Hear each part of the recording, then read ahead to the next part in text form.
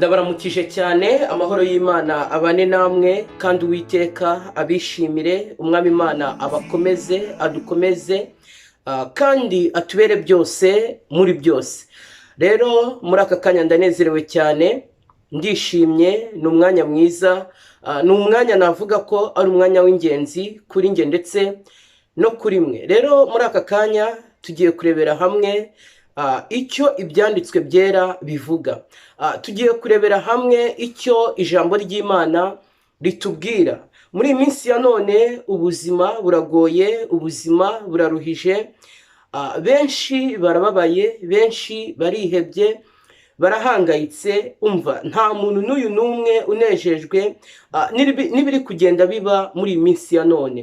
Ibiri kugenda biba kuri iyi si biri kugenda bikura imitima abantu benshi. Ibiri kugenda biba kuri iyi si biri kugenda bituma abantu benshi bata ibyiringiro. Biri gutuma abantu benshi biheba. Biri gutuma abantu benshi bahangayika. Ariko uko byagenda kose hano muri iyi si, n'ubundi nta mahoro y'iki, nta mahoro y'umunyabyaha, kuko Yesu Kristo yagenje gute? Yarabivuze. Nta mahoro y'umunyabyaha. Ishyano rizakurwa n'iki? N'irindi shyano. Nyamara uko bucya ndetse n'uko bwira, abantu birirwa babwira abandi yuko ngo ejo ari heza, ngo tuva mu bwiza tujya mu ki? Tujya mu bundi. Ariko ishyano rizakurwa n'iki? N'irindi shyano. Igihe mwene muntu akomeje kugomera Imana, igihe mwene muntu akomeje kugararira Imana, igihe mwene muntu akomeje kwitwara nabi, igihe mwene muntu akomeje kudakora ibikwiye, igihe mwene muntu akomeje gushyigikira ibidakwiye, mwene muntu ntazigera abona iki? Ntabwo azigera abona amahoro. Amahoro azashoboka mu gihe mwene muntu azaba yemeye gutura muri Yesu Kristo. Igihe mwene muntu azaba yemereye Yesu Kristo, akaza agatura hehe? Agatura muri we. Naho igihe mwene muntu akijagaraye mu by'iyi si, akijagaraye mu manjwe y'iyi si, igihe mwene muntu adashaka kumva amategeko y'Imana, igihe mwene muntu adashaka ko Uwiteka amuyobora akamushyitsa ku rugero rushyitse, nta mahoro y'isi tuzigera tugenza gute? Tubona. Kandi nta n'amahoro umunyabyaha azigera agirira hehe? Hano muri iyi si. Rero muri aka kanya tugiye kuganirira hamwe, tugiye kurebera hamwe amagambo ari mu byanditswe byera, amagambo ari mu gitabo cya Luka. Ni amagambo aboneka ku gice cya 7 cyo muri iki gitabo, ariko akaba ari amagambo ari ku murongo wa 36. Usomye kuri uyu murongo wa 36 ukamanura ukagenda ukageza ku murongo waho wa 50. Hari amagambo akomeye cyane, hari amagambo meza cyane, ariko iri jambo rifite umutwe uvuga ngo umugore w'umunyabyaha asiga Yesu ku birenge. Ni amagambo akomeye cyane. Bavandimwe, turi muri uyu mubiri, turi abanyabyaha, tugikora ibyo twishakira, tugikora ibya kamere, tugikora iby'irari, tugikora ibyo kunezeza ndetse no gushimisha iyi mibiri yacu. Ndababwiza ukuri, nta mahoro tuzigera tugenza gute? Nta mahoro tuzigera tubona, nta mahoro tuzigera turonka muri iyi si. Hano muri Luka hari amagambo akomeye cyane, iby'umugore wari umunyabyaha. Ariko bakavuga ngo uyu mugore wari umunyabyaha ngo hari icyo yasize ku birenge byande bya Yesu. Hari icyo yazanye agishyira ku birenge byande bya Yesu. Hari icyo yigomwe agishyira ku birenge byande bya Yesu. Ese niki uyu mugore yashyize ku birenge bya Yesu? Ese niki cyateye uno mugore kugira ibintu ashyira ku birenge bya Yesu? Muvandimwe, mwene data, ukwiye gusobanukirwa nawe yuko uyu munsi wa none hari ibyo ukwiye kwigomwa, hari ibyo ukwiye kureka, hari ibyo ukwiye kurekura, hari ibyo ukwiye kuzana ukabitura imbere ya Yesu, ukabitura ku birenge bya Yesu. Kuko Yesu Kristo we niwe utubwira ngo nituzane imitwaro yacu yose, nituzane ibiturushya byose, ngo tugenze gute? Tubimwikoreze, ngo kuko ari umugwaneza, ngo kandi yoroheje hehe? Yoroheje mu mutima. Ngo nuko uyu mugore wari umunyabyaha araza, arangije azana ibintu abisiga ku birenge byande bya Yesu. Haleluya. Mureke twicishe bugufi dusenge, noneho twambaze Imana, twambaze Umuremyi, turarike Uwiteka kugira ngo ntaba ari twe, turarike Uwiteka kugira ngo ari mwe mwumva ntaba ari mwe, maze iri jambo riza gutambuka rizabe ijambo ry'inkomezi rizatugirira umumaro.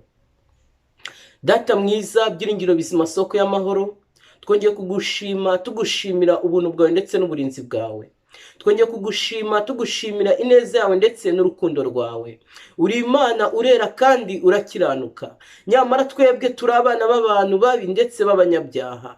Tuje imbere yawe Uwiteka Mwami Imana, twikoreye imitwaro y'ibyaha byacu, turakwinginze kugira ngo utubohore kandi uyiduture vuba aha ubwo wenda kugaruka.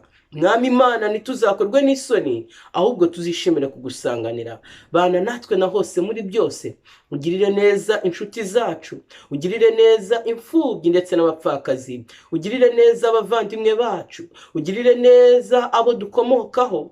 Mwami Imana, iyi si ya none irageragejwe, iyi si ya none iri mu kaga, iyi si ya none iri mu bibazo, iyi si ya none iri mu ngorane. Abatuye iyi si Uwiteka ntabwo bari kubona ahazaza kuko nta byiringiro, kandi kwiganyira no kwiheba k'umuntu biraguhinyuza. Ndakwinginze kugira ngo mu mitima yacu Mwami Imana, muri iyi minsi y'isi imeze uku, uduhe kuruhuka ndetse no kunezerwa, kandi uduhe guhora tukwiteguye. Ikiruta byose Mwami Imana, ubwo uzagaruka ntituzakorwe n'isoni, ahubwo tuzishimire kugusanganira. Reka Mwami Imana, ari njye ntaba ari njye, reka abateze amatwi ntaba ari bo, iri jambo rigiye gutambuka Mwami Imana nirice mu gutwi kumwe ngo rihinguke mu kundi, ahubwo rizatubera impamba n'urwego rizatugeza mu bwami bwawe bwera. Uwiteka mubyeyi mwiza, tugirire neza, dukomeze kandi utubashishe kumva no kumvira. Ikiruta byose icyatuma wowe uhabwa icyubahiro mu isi no mu ijuru, natwe tugakomeza kwitwa abana bawe. Reka ubiduhane n'amavi yose agupfukamiye, n'abagutakira, n'abakurira, n'abakuganyira, mu izina ry'umwami wacu Yesu Kristo, amen. Nshuti bavandimwe, nk'uko twari turimo tubivuga, tugiye kurebera hamwe amagambo akomeye cyane ari muri Luka igice cyaho cya 7, umurongo waho wa 36. Turasoma tugeze ku murongo waho wa 50. Ariko ku murongo waho wa 50 hari amagambo avuga ngo, abwira uwo mugore ati, kwizera kwawe kuragukijije, genda amahoro. Haleluya. Nuko ngo Yesu abwira uwo mugore ati, kwizera kwawe kuragukijije, genda amahoro. Nyamara twabonye ko umutwe w'iri jambo uvuga ngo, umugore wari umunyabyaha asiga Yesu ku birenge. Uyu munsi wa none ukwiye guhaguruka. Uyu munsi wa none ukwiye kuzana imitwaro yawe, ukwiye kuzana ibyaha byawe, ukwiye kuzana ibigeragezo byawe, ukwiye kuzana ibikugora byose, ukabishyira imbere ya Yesu, ukabitura ku birenge bya Yesu, kuko arashoboye kandi nta kijya kigenza gute, nta kijya kimunanira. Ese byabaye ni ibiki? Ese uyu mugore ari umunyabyaha, yari umunyabyaha mu buhe buryo? Ese uyu mugore ari umunyabyaha, yakoraga ibihe byaha kugira ngo bamuvuge banamwerekane muri ubu buryo? Burya koko ngo nyokorome rimwe na rimwe akuruma akurora.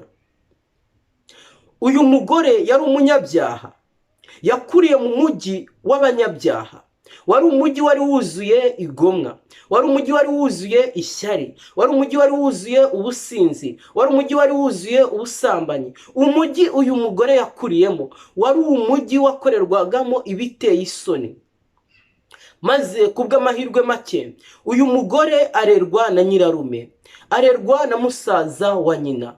Nuko ngo uyu nyirarume arangije amurera mu buryo bubi, amurera mu buryo butari bwiza, amurera amwigisha gusambana, amurera amwigisha gukora ibikorwa bibi by'isoni nke. Maze uyu wakuze akura ari umusambanyi kabuhariwe, ava mu bwana ari umusambanyi, agera mu kuri ubwiwe ari umusambanyi. Bibiliya itweretse yuko yari umugore, ariko ngo yari umugore w'iki? W'umunyabyaha. Ariko ngo ibyaha bye, ubusambanyi bwe, ngo igihe yageraga imbere ya Yesu yagenje gute? Yarabibabariwe. Ku murongo wa 50 hari amagambo avuga ngo Yesu yabwiye uyu mugore ngo ngaho ugendere kandi ugende amahoro, ngo kuko kwizera kwawe kuragukijije, ngo kuko ibyaha byawe ugenje gute? Urabibabariwe. Muvandimwe mwene data, uyu munsi wa none nawe wababarirwa ibyaha byawe. Uyu munsi wa none wemereye Yesu Kristo nawe yakubabarira ibyaha byawe. Isi ya none, abigisha b'uyu munsi, ababwiriza b'uyu munsi, ijambo rirabatsinda, ryamara kubatsinda, aho kuvuga ibintu nk'uko biri bakagoreka iki? Bakagoreka amagambo.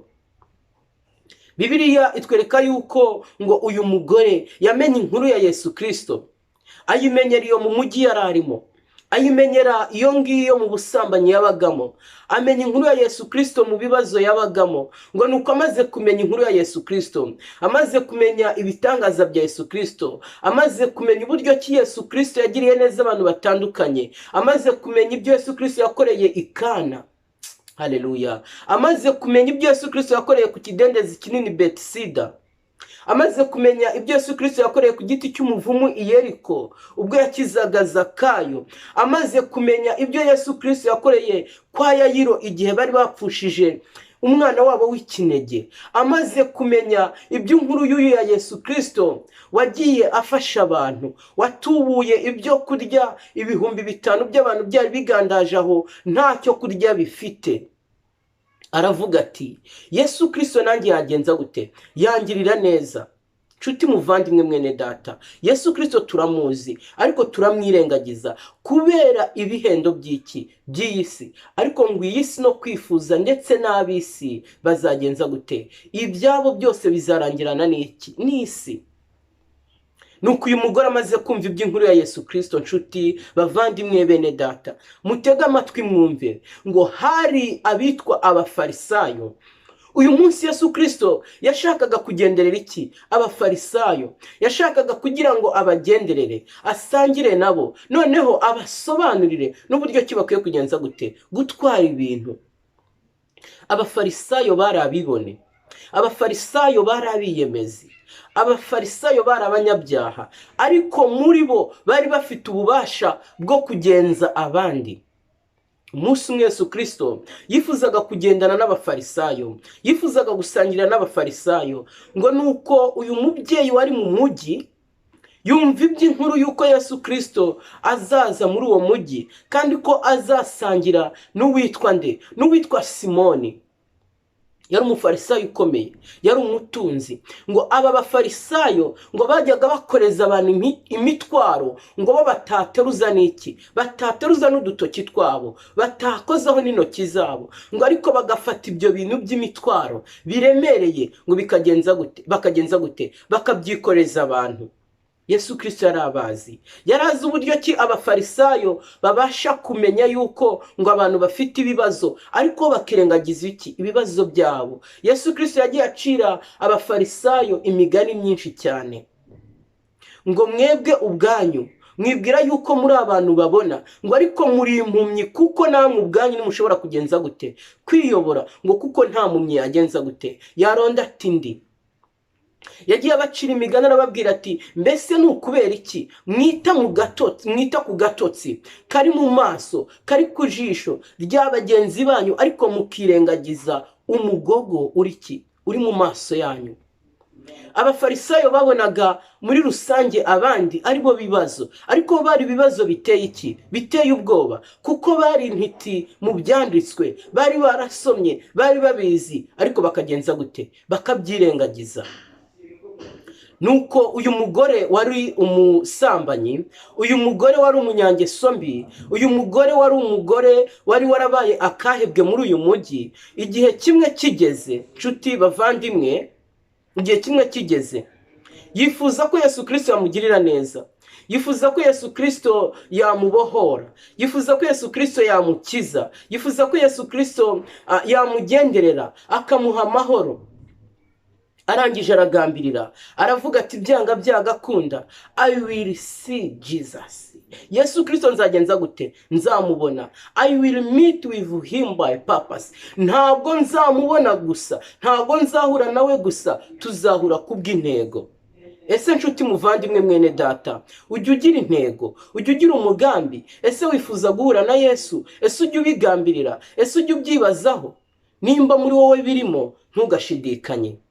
Nuko arangije uyu mugore aravuga ati njyewe nzagera kwande, nzagera kwa Simoni. Uyu mugore bamuciragaho iteka, uyu mugore baramunenaga, uyu mugore baramurwanyaga, kandi muri abo bafarisayo bamurwanyaga harimo abaryamanaga n'iki n'uyu mugore, harimo abaryamanaga nawe. Nuko barangije baravuga bati uyu mugore ntabwo akwiriye kuba muri twe, ntabwo akwiriye kuba umwe nkatwe. Barangije bamuciraho iteka. Nuko umunsi uragera, Yesu Kristo arangije ajya gusangira na Simoni, yinjira mu nzu ye. Amaze kwinjira mu nzu ye, nuko ngo aricara, batangira gutera ibiganiro, batangira kuganira. Ariko icyabaye ahangaha ubwo yinjiraga muri inzu ya Simoni, ntabwo Yesu Kristo yigeze ahabwa iki? Amazi ayo gukaraba ku birenge cyangwa mu ntoki, ari ayo gukaraba mu mutwe ntabwo yigeze agenza gute? Ayahabwa. Maze muri ako kanya wa mugore araza, amaze kuza yinjira nk'utunguranye. Yari yakikije ku nzu y'uyu Simoni, yiteguye Yesu Kristo yuko aza yamara kuza nawe akagenza gute? Akinjira. Maze Yesu Kristo amaze kwinjira, wa mugore nawe ahita agenza gute? Ahita yinjira, yinjirana amavuta y'igiciro, yinjirana ibyari ibye byose. Arangije araza abisiga, arangije araza abisiga ku birenge byande bya Yesu. Nshuti bavandimwe bene data, uyu munsi wa none dukwiye kwihara ubwacu, tukanga ibyacu, ibitunezeza by'isi tukabireka, ibyo tubona nkaho bidufitiye umumaro tukabireka, kuko ni vuba ntibigitinze umwami Yesu Kristo akagenza gute? Akagaruka. Nuko uyu mugore wari umusambanyi, nuko uyu mugore wari indaya, nuko uyu mugore wari umaze igihe kirekire mu busambanyi. Barapresiza bakatubwira yuko ngo yari amaze iminsi 300 akora uyu murimo asambana. Ariko ngo ibyo yasambaniye iminsi 300 yabizanye mu munsi umwe gusa, kugira ngo ababarirwe iki? Ibyaha bye. Ese muvandimwe watanga ibingana iki kugira ngo ubabarirwe? Ese watanga ikiguzi kingana gute kugira ngo ubabarirwe ibyaha byawe? Nuko arangije araza, yikubita imbere y'ibirenge bya Yesu. Uyu mugore yinjira muri iyi nzu ntabwo yigeze avuga ngo where is Jesus? Ntabwo yigeze avuga ngo mbese Yesu Kristo ari he? Bari bicaye ari benshi, bari bateraniye muri iyo nzu ya Simoni, bagandaje. Nuko ngo barangije babona uwo mugore arinjiye. Arangije aza yirukanka, aza afite intimba ndetse n'agahinda, yikubita ku birenge bya Yesu. Arangije atangira kurira, atangira gusuka amarira ku birenge bya Yesu, atangira kuboroga, ararira, arataka. Nuko ngo amarira yatonyangiye ku birenge bya Yesu. Maze uno mugore ngo ayahanaguza iki? Umusatsi we. Afata umusatsi we, arangije atangira kuhanaguza ya marira yatonyangiye ku birenge byande, ku birenge bya Yesu. Bikora ku mutima wa Yesu. Nuko Yesu Kristo aramureba, aramwitegereza. Ariko b'abafarisayo barangije baravuga ngo uyu Yesu Kristo iyo aza kuba ari umuhanuzi, yari gusobanukirwa n'uyu mugore umukozeho uwo ari we. Maze Yesu Kristo abwira n'ijwi rituje uyu Simoni ati tuza, hari icyo nshaka kugenza gute? Kukubwira. Uyu mugore unkozongenje gute? Ndamuzi. Ati dore ninjiye mu nzu yawe, ntiwigeze umpa amazi yo gukaraba mu mutwe. Ariko uyu mugore ubwo yinjiraga hano muri iyi nzu yawe, ntabwo yarambiwe kugenza gute? Kunsoma ku birenge. Dore yamanaguje imisatsi ye, ayihanaguza ibirenge byanjye. Ariko wowe nta kintu wigeze ugenza gute? Ukora. Nuko uwo mugore arangije ngo yari afite amavuta ahenze, yari yarakoreye muri iminsi 300 y'ubusambanyi. Ayo mavuta yarazwi cyane n'abari batuye muri uyu mujyi, yari amavuta y'igiciro cyinshi cyane. Arangije ya mavuta arayafata, ayasuka ku birenge byande, ku birenge bya Yesu. nshuti muvandimwe mwene data, arangije ya mavuta ye atangira kuyasuka ku birenge bya Yesu. Abafarisayo batangira kwijujuta, abafarisayo batangira kwinuba, bati uyu mugore arimo arapfusha ubusa amavuta, aya mavuta yari ay'igiciro cyinshi, wayi uno mugore arimo ayapfusha ubusa ayasuka ku birenge bya Yesu. Yesu amenya ibyo abafarisayo bari kwinubira n'ibyo bari kugambirira mu mitima yabo.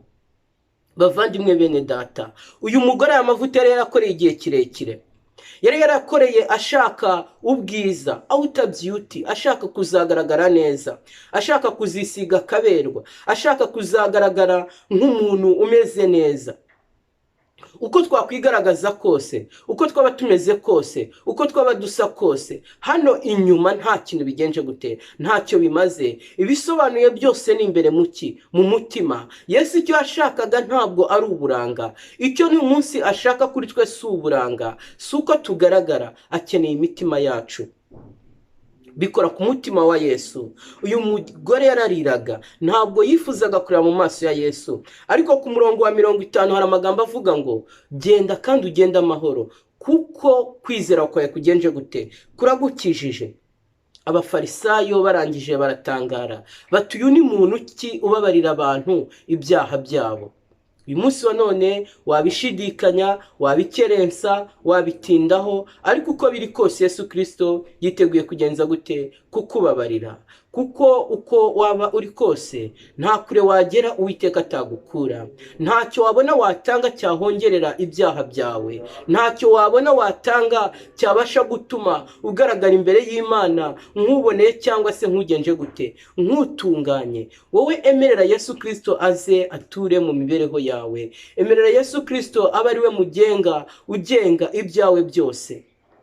Kuko ngo nufite kamere yamunaniye, Yesu Kristo agenza gute, arayihindura. Kuko nta muntu ujya imbere y'Imana ngo ataha ubusa. Reka mbifurize amahoro yo mu mutima, kandi kiruta byose Uwiteka abagirire neza, abakomeze, ababere byose muri byose. Ibyo nibyo nabasabira, nanjye nisabira mu izina ry'Umwami wacu Yesu Kristo. Amen.